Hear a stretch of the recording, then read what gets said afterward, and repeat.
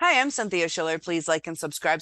I'm going to do a PowerPoint for you guys based on CPTSD versus borderline personality disorder, because after narcissistic abuse, a lot of us have complex post-traumatic stress disorder. And this is in reply to a comment I had seen on a different video where the person's like, look, there's research out there that says complex post-traumatic stress disorder is the same thing as borderline. So I'd like to get into it with you guys a little bit more. And let me share my screen with you guys. Sorry, I can see my screen and sometimes I forget to share it. So let's get this going for you guys and I'll enlarge it. So I typed in, can PTSD be the same thing as borderline?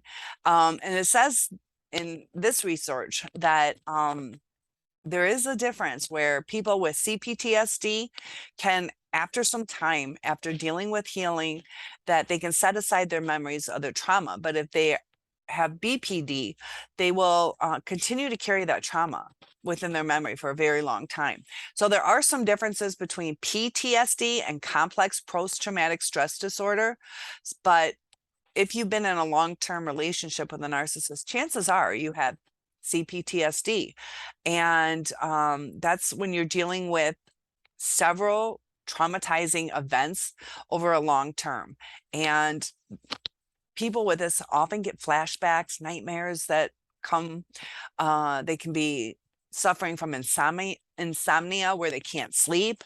And if you look right here, patients are also diagnosed with borderline personality disorders and dissociative disorders. So is it the same thing if they're diagnosed with it? And there's treatment and there's different types of therapeutic sessions. So right here, this right here is what happens if you have PTSD from one time event. You can sense the threat, you avoid things, you do re-experience things, but this is what extra thing for complex. You have interpersonal disturbances, so we're not interacting with people the right way. Negative concept, where sometimes we might feel like we're not good enough. That's where the comparing ourselves to the new supply, getting depressed, nitpicking ourselves, and affect dysregulation, where we're not able to regulate our emotions the right way. And it gets really complicated because there can be comorbidities. You might have MDD, a major depressive disorder, and it can overlap with PTSD. And we have to be really careful. Like I said, sometimes you may get diagnosed with BPD. So these are the same things that both BPD and CPTSD have: the impulsivity, irritability, anger, impaired relationships with others, dissociative symptoms, reckless or self-destructive behavior, and also stress-related paranoid ideation. So there's a lot going on, and there's differences. I'll leave, you guys can go back and look at this a little bit more if you'd like to study it. But chronic feelings of emptiness, we're searching to become whole again, and we have to try to heal ourselves, because the narcissist doesn't give us closure, and that's really hard to do, especially when you're going through all this stuff. But we got to be real careful right here. When you get into the major depressive disorder, the complex PTSD for suicidal ideation, there's help out there, but because of the brain chemistries, what exactly is going on with our brain? So they say PTSD, which is from a one time, but it's pretty similar to CPTSD. During this, the hippocampus shrinks, and this area is what helps us distinguish between the past and present memories. So that's why a lot of times we're kind of living in the past, because the hippocampus has shrunk. There's also increased activity in the amygdala, and that's the area of our brain that helps us process emotions. So before, we were fine, we were stable, and all of a sudden we're having a problem dealing with our emotions. That's that affect deregulation.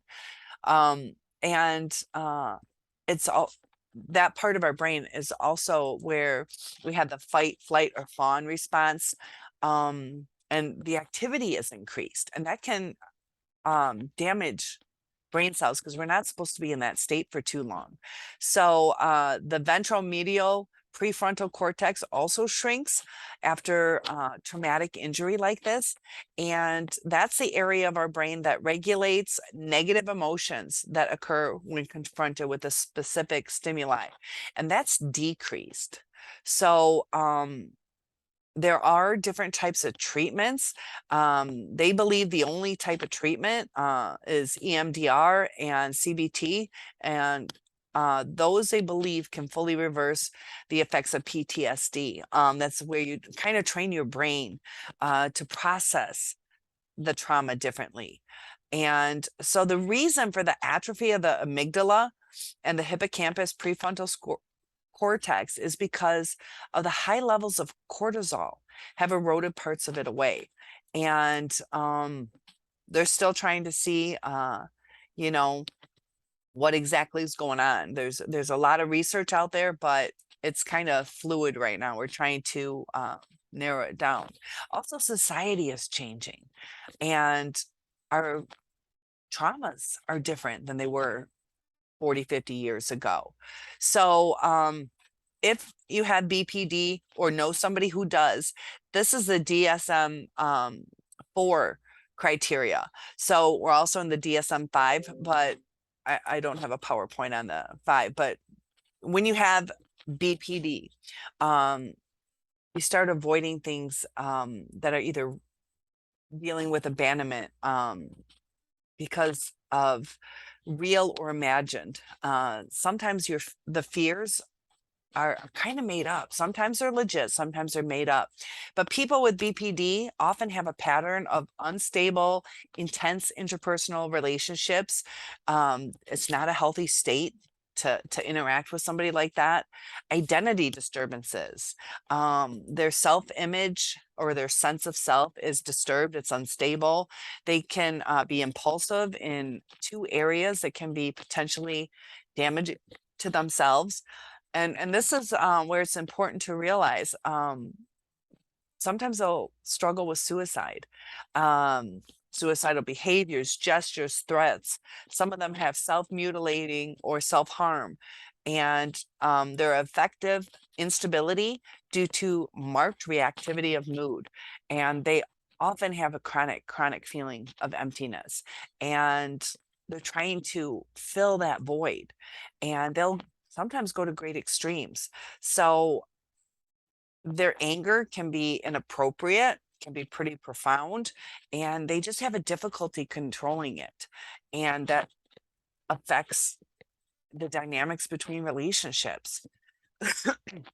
We also talked about the dissociative and paranoid ideation, and it's just a pervasive pattern of this interpersonal relationship instability, their self-image, their affects, a lot of impulsivity. A lot of this begins early in adulthood, in early adulthood, and it's often associated with childhood abuse.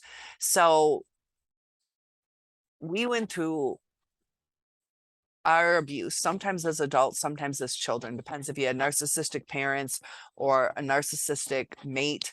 But dissociative disorders, that's where there's a temporary disruption in normal functions of the memory, identity, consciousness. There's like amnesia where we can't remember everything correctly. And that's where it's almost like a survival technique to make up stories or to project the wrong thought onto somebody. If they're not going to leave you, but you're so afraid that they will, that you project that onto them. And a lot of times it's self-fulfilling prophecy, which is really sad. But the exposure to the trauma, we're dealing with CPTSD, and like I said, that can be long-term, whether it's from childhood or adult. A lot of child sexual abuse, often manifests into CPTSD. So sometimes with CPTSD, it's unknown exactly what was causing it. Sometimes you can't connect it with a particular event. Sometimes it's pronounced enough that, the person suffering can put it towards a certain time period or events that happened. Um, and they might have even happened before the person even knew how to express, or, babies can be affected by this. And they might not be able to explain why they avoid certain places or certain situations, um, because some people are afraid of things and they don't know why. And it could be a reaction to the CPTSD. And like I said, they might not understand what the initial trauma was. They might um, experience symptoms of one or more dissociative disorders. There's that aspect, dysregulation. But to have a diagnosis for CPTSD, it has to have a duration of at least 1 month, have significant distress or impairment of social occupational functioning. That's why sometimes with borderlines, they see them as quitting their jobs. Is that because of the CPTSD? Um, and as far as criteria E and F, which is right here, that's the same between PTSD and CPTSD. So it can be pretty impairing.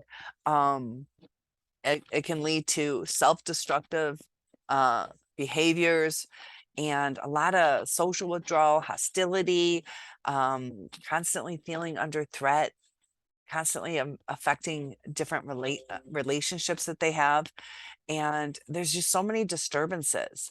And sometimes with a somatization, where it can present in like the body, um, digestive problems. And I have a PowerPoint on that slide in just a second. But this affect dysregulation, it can be neutral or mild stimuli that is a trigger. So some BPDs have a preoccupation with suicide. They don't know how to express their anger, difficulty self-soothing, self-destructive behaviors, an attempt to control something. They have a need to control something. Um, they can go through that dissociation where they don't even know what it feels like to be in their own body. They dissociate. They don't feel connected with their body. And it's kind of a hard concept, but my sister had a traumatic event, some miscarriage, a miscarriage, and she felt that she was outside her body. So I know it's real. She felt suicidal because of it, because she didn't feel inside her body. Um, I'm not sure what's going on with her, if it's just, the PTSD, CPTSD. But I know that she felt that dissociation and really struggled with it. It was a real creepy feeling to her. So when people have multiple traumas, it can be a lot worse. Um, and extreme cases, like she was pretty traumatized by that. So there's also the numbing. Um, self-perception. Sometimes they might feel dirty or stigmatized. They might feel inherently flawed. Nothing about them is right. They're not pretty enough. They can't fix their body, whatever is going on. And it's kind of where they have a childlike sense of responsibility, blaming themselves for their abuse. And it's not their fault, you know. And, you know, they often might not even discuss what they really went through. They might try to kind of avoid it, and they often feel hopeless, helpless. Um, and this is where you need to be careful, though, is uh, if you've been through some of these traumas and, you know, whether it's CPTSD or borderline personality disorder, or if they're the same thing. They say there's some differences, but other times um, they connect them. They connect them. So they can either trust too much or too little. Um, they can deal with re-victimization. They might not pick up on warning signs, which we got to be careful after CPTSD to really look for the red flags, not to be so dismissive on them. And this is where it gets tricky with the too much or too little trust. Um, are we giving somebody uh, too much of the benefit of the doubt, or are we shutting people out because we don't trust enough? Um, you know, it's hard. And because of this, uh, victimizing others, reenacting their abuse, um, and difficulty developing social supports. They can shut people out. And this is what I was talking about, the somatization. Um, this is a nonverbal form of re-experiencing the trauma, and it can present itself in irritable bowel syndrome, chronic pelvic pain, headaches, poor responses to typical medical treatments, to where it's not making sense. And why it's not curing itself. And it can be a reaction, a physiological response to the emotional trauma. And they can appear more severe or persistent than typical um, illnesses, or upset stomachs, things like that. Headaches might be more persistent, might be a symbolic representation of the trauma. So um, with the meaning systems, their existential cynicism, to where, if you struggle with these things, that life has no meaning or purpose, that's a really hard life to live, where you don't feel like there's any meaning to it. Malevolent God, where you know and fatalistic, combined with that, where why bother, everything's predetermined, it's hopeless, nothing I do is going to matter, I can't have any control in my life, that everything's going to go wrong. So it's where they have profound, persistent, and also a physical sense of this learned helplessness. And this will affect the capacity to formulate options, to make the right choices. And also, when you're in a narcissistic relationship, the narcissist controlled us so much that we already struggle with making the correct choices, or even just any choice sometimes. And when you struggle with that, it's hard to put into place implementations to change our own lives. So this is where we get to it, the similarity of CPTSD and BPD. So they had said where sometimes it's like they feel that CPTSD, if you give somebody that diagnosis, it's less stigmatized than BPD. There's different research on it, and I'd like you guys to you know comment below on what you think. Is it the same thing? Is it something different? Because whether it's in childhood or adulthood, um, you know, are, are are there comorbidities that are coming into play? But with CPTSD, here's what we got. We discussed this. BPD, inappropriate, intense anger, difficulty controlling the anger, affect instability. These are all things that we just talked about. Chronic feelings of emptiness, same thing. Transient stress-related paranoid ideation, severe dissociative symptoms. We talked about that. Avoidance of real or imagined abandonment. And,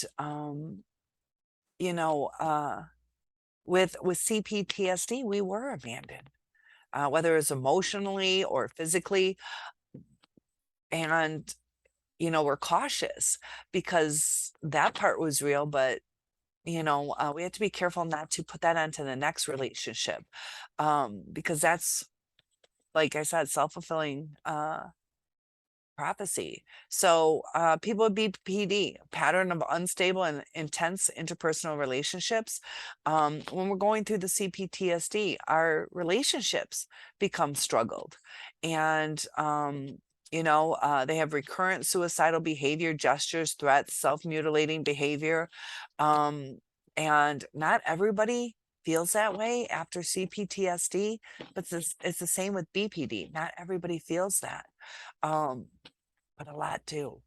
Impulsivity in at least two areas that are potentially self-damaging. So, people with CPTSD, sometimes they do start drinking or overeating or dabbling in drugs or sexual promiscuity.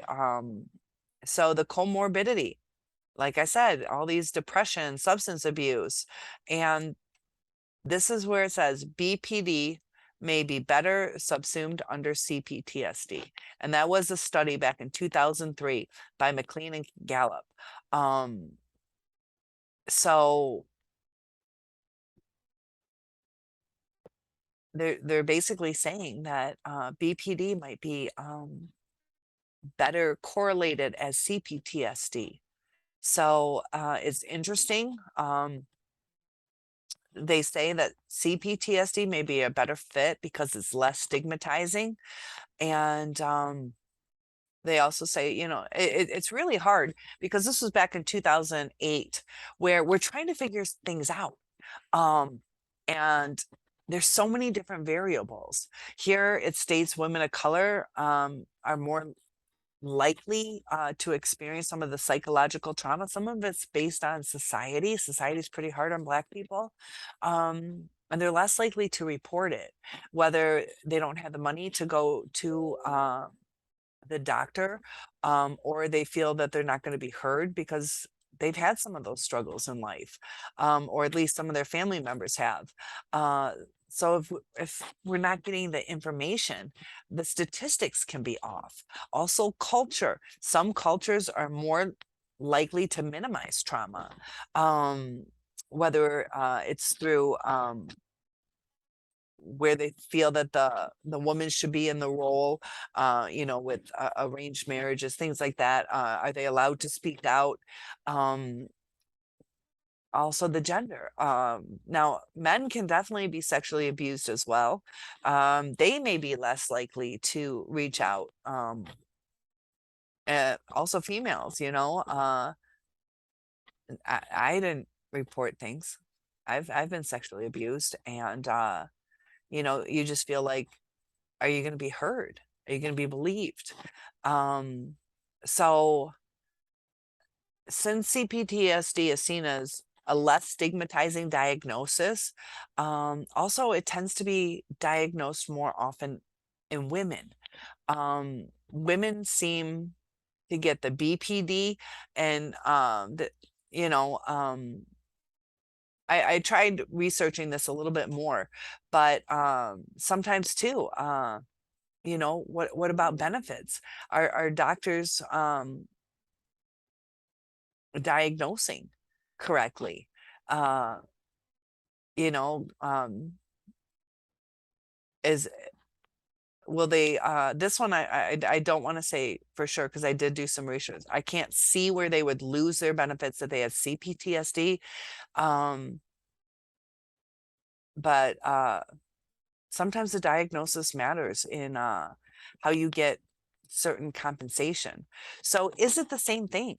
They say there's some differences, but there's also different severities of certain things, certain prevalence to where how do you measure? How do you measure how sad I am? How do you measure um, you know, um, every interaction? Maybe the people or whoever, I'm just using me as the person with BTD or I'm all tongue tied, or CPTSD, where if it was me, what type of relationships do I encounter? Do I encounter more stressful situations as opposed to somebody else who might struggle. So I haven't found a concrete answer on that. But regardless of whether it's the same thing or different, it's positive that it can go into remission. It can be treatable. Um, and there's hope at the end of the tunnel. They say with BPD that you're never fully healed, you go into remission. But if you can stay in remission, then that's fantastic. There's a lot of damage that's been done to the brain, and we have to retrain our brains, whether it's from CPTSD or borderline personality disorder. Sometimes people get so caught up in what the diagnosis is that the healing part is what's important. The changing, the way we think, the way we act. And it is important with certain diagnoses because there are different treatments. But treatment for BPD and CPTSD are very similar. And there's some hope. There's some hope, but it takes effort. And comment below on what you think, if you think it's the same thing. I've done quite a bit of research, and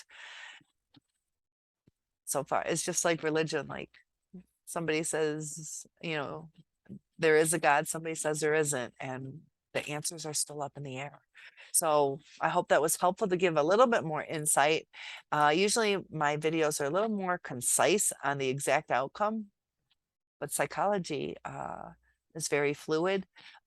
Different people doing the different research, and our control groups make a difference too on what we're able to measure, the reporting. So please comment below, and I'll see you in the next video.